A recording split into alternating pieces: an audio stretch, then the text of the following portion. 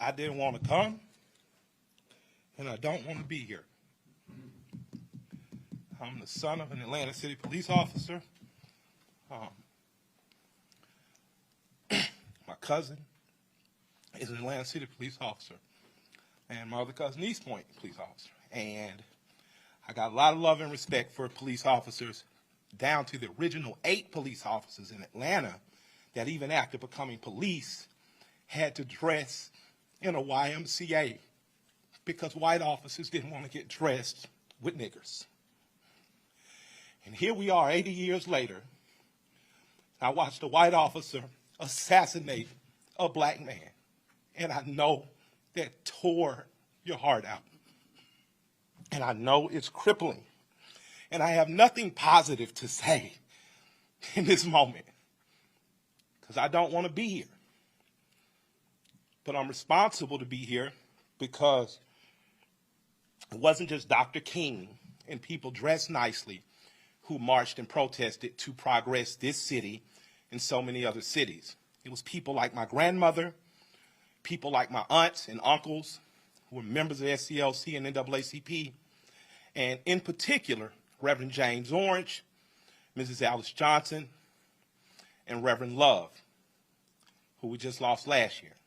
So I'm duty-bound to be here to simply say that it is your duty not to burn your own house down for anger with an enemy. It is your duty to fortify your own house so that you may be a house of refuge in times of organization. And now is the time to plot, plan, strategize, organize, and mobilize. It is time to beat up prosecutors you don't like at the voting booth. It is time to hold mayoral offices accountable, chiefs and deputy chiefs. Atlanta is not perfect, but we're a lot better than we ever were, and we're a lot better than cities are. I'm mad as hell. I woke up wanting to see the world burn down yesterday because I'm tired of seeing black men die.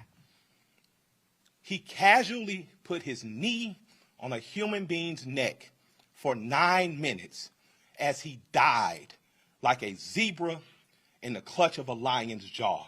And we watch it like murder porn over and over again. So that's why children are burning to the ground. They don't know what else to do.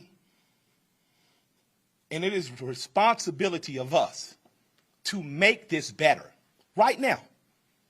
We don't want to see one officer charged. We want to see 4 officers prosecuted and sentenced. We don't want to see targets burning.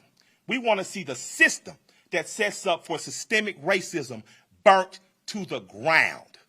And as I sit here in Georgia, home of Stevens, Georgia, former vice president of the Confederacy, white man said that law, fundamental law, stated that whites were naturally the superior race, and the Confederacy was built on a cornerstone. It's called a cornerstone speech. Look it up. The cornerstone speech that blacks would always be subordinate. That officer believed that speech because he killed that man like an animal. In this city, officers have done horrendous things and they have been prosecuted. This city's cut different. In this city, you can find over 50 restaurants owned by black women. I didn't say minority, and I didn't say women of color. So after you burn down your own home, what do you have left but char and ash? CNN? Ted did a great thing. I love CNN. I love Cartoon Network. But I'd like to say to CNN right now, karma's a mother. Stop feeding fear and anger every day. Stop making people feel so fearful. Give them hope. I'm glad they only took down a sign and defaced a building and they're not killing human beings like that policeman did. I'm glad that they only destroyed some brick and mortar and they didn't rip a father from a son. They didn't rip a son from a mother like the policeman did. When a man yells for his mother in duress and pain and she's dead, he is essentially yelling, please, God, don't let it happen to me. And we watch that. So my question for us on the other side of this camera is after it burns, Will we be left with charred, or will we rise like a phoenix out of the ashes that Atlanta has always done? Will we use this as a moment to say that we will not do what other cities have done, and in fact, we will get better than we've been? We got good enough to destroy cash bonds. You don't have to worry about going to jail for something petty. We got smart enough to decriminalize marijuana. How smart are we going to be in the next 15 or 20 years to keep us ahead of this curve?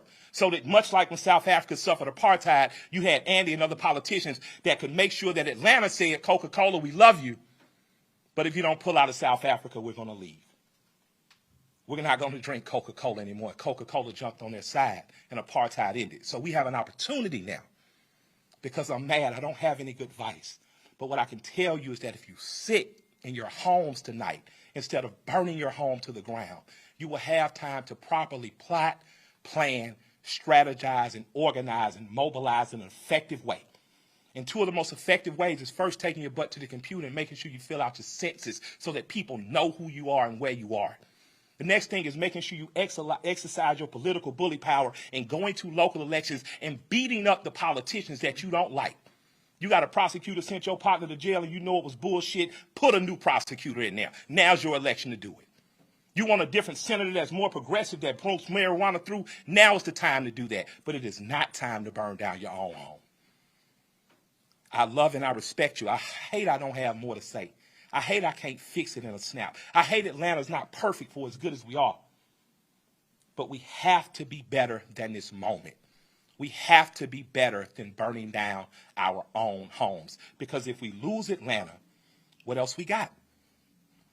We lose an ability to plot, to plan, to strategize, to organize, and to properly mobilize. I want you to go home. I want you to talk to 10 of your friends. I want you guys to come up with real solutions. I would like for the Atlanta City Police Department to bring back the Community Review Board, one that Alice Johnson was formerly under Chief Turner. We need a review board here because we need to get ahead of it before an officer does some stupid shit. We need to get ahead of it. That's my recommendation to my mayor and my chief. Let's get a review board. Let's get ahead of it, and let's give them power. We don't need an officer that makes a mistake once, twice, 3 times, and finally he kills a boy on national TV, and the next thing you know, the country is burning down. We don't need a dumbass president repeating what segregation has said. You start looting, we start shooting. But the problem is some officers black and some people going to shoot back. And that's not good for our community either. I love and respect you all. I hope that we find a way out of it because I don't have the answers, but I do know we must plot. We must plan, we must strategize, organize, and mobilize. Thank you for allowing me some time to speak. I'd like to appreciate our chief for what she said on YouTube. I thought it was very bold to do. I'd like to appreciate our mayor for talking to us like a black mama and telling us to take our ass at home. And I'd like to thank my friend for convincing me to come here. And I'll defer to Joe Beasley now because he knows a hell of a lot more than we do. Thank y'all.